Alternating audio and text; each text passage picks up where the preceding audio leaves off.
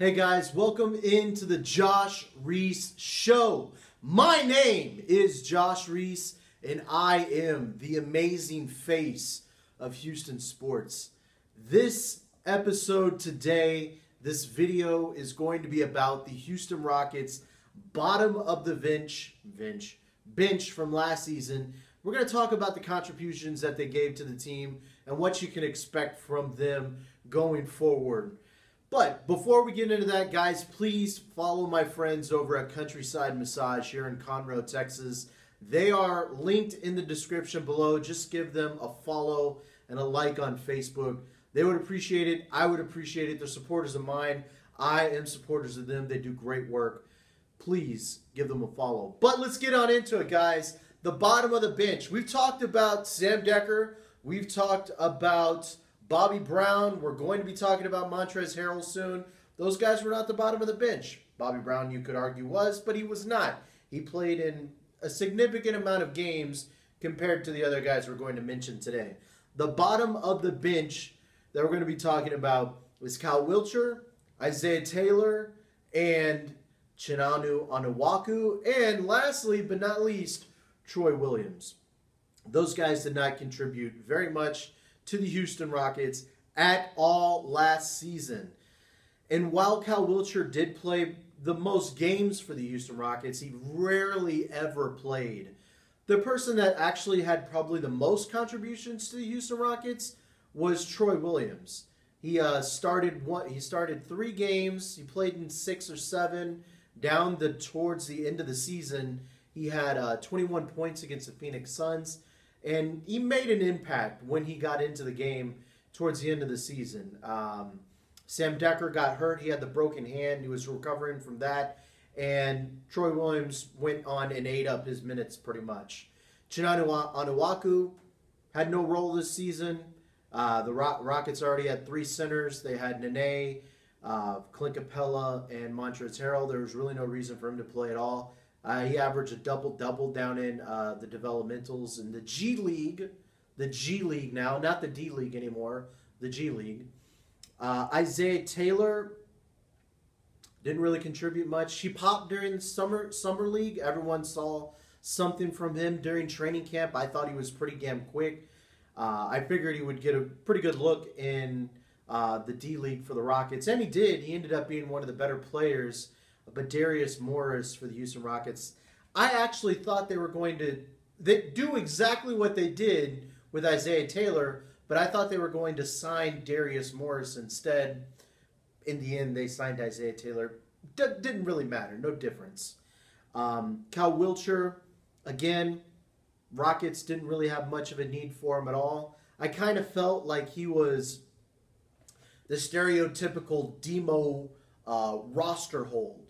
Tall, could shoot threes, and while he was not Lithuanian, the Rockets ended up drafting a Lithuanian. But you could see that there was some demo factors in there. Could not rebound very well. Really just a shooter. Not much of a passer. Demo was a good passer. But you never really got to see much of Wiltjer. He played enough in the D League, but he didn't play as much as Chinanu Onuaku, because Wiltjer spent a large portion of his time with the Rockets, but didn't really play very much at all. Going forward to next year, you kind of expect not all those guys are going to be around. And when I was doing some research for this video today, I saw that I didn't really notice, but Troy Williams, his qualifying offer for the Rockets this season is going to be $1.5 million. That's not too bad. I think that's something the Rockets will end up throwing out there pretty easily. And I don't know if there's very many teams that are going to outbid and really want to acquire Williams' services. But I will say he did show enough for the Houston Rockets when he did play. And when he started for the Memphis Grizzlies before the Rockets signed him, he didn't do a bad job. I remember when I was talking to Grizzlies people earlier in the season when the Rockets ended up signing him, the Grizzlies seemed pretty high on him. The reason that they moved on from Williams was pretty much they needed a point guard. Williams was not one, so they signed some players that could play point for them.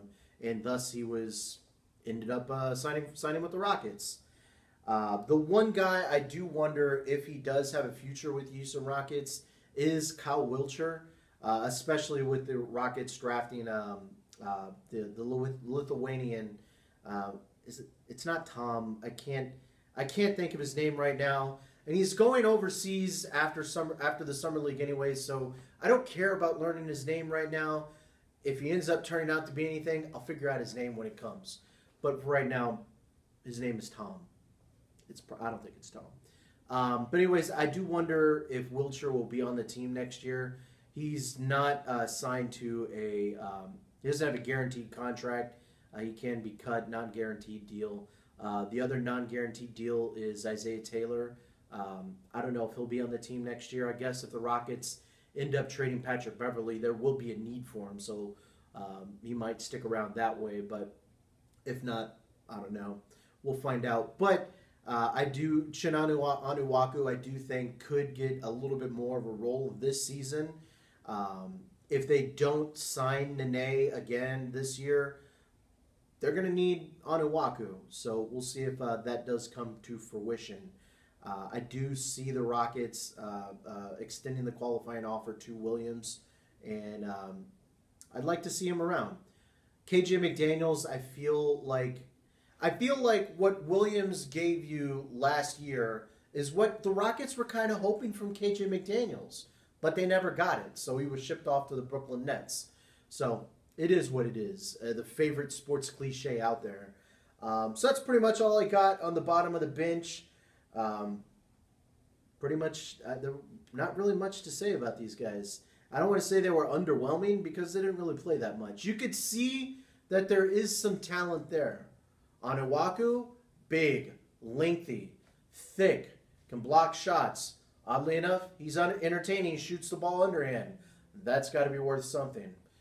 We'll see if he shows anything during the summer league. I imagine all four of these guys are going to be invited to the Rockets summer league, and they'll go from there. But that's all I got for you guys. I got 6 things for you if you enjoyed this video. First, feel free to like, feel free to share, and subscribe to my YouTube channel. I would really like that and appreciate that. The next thing, please feel free to comment on this video. Let me know who you think has the most upside of this group of 4 going into next year, even if they're not on the Rockets. If you think that Kyle Wiltjer is going to have a massive upside, but it's not going to be here with the Rockets and be on another team, let me know. I'd love to know what y'all guys think of this group of 4 that the Rockets, we'll call the bottom of the bench crew. Next year, they'll likely still be the bottom of the bench crew. We'll see. Also, if this is your first time viewing this video channel, you've never seen my smiley face before, please follow me on Facebook. Please follow me on Twitter at Mr. Joshua. And lastly, please follow my friends over at Countryside Massage here in Conroe, Texas. They are linked below. All they need is a like, and that's all I ask of you. Guys, I'm going to bounce it out of here, and we'll talk to you later.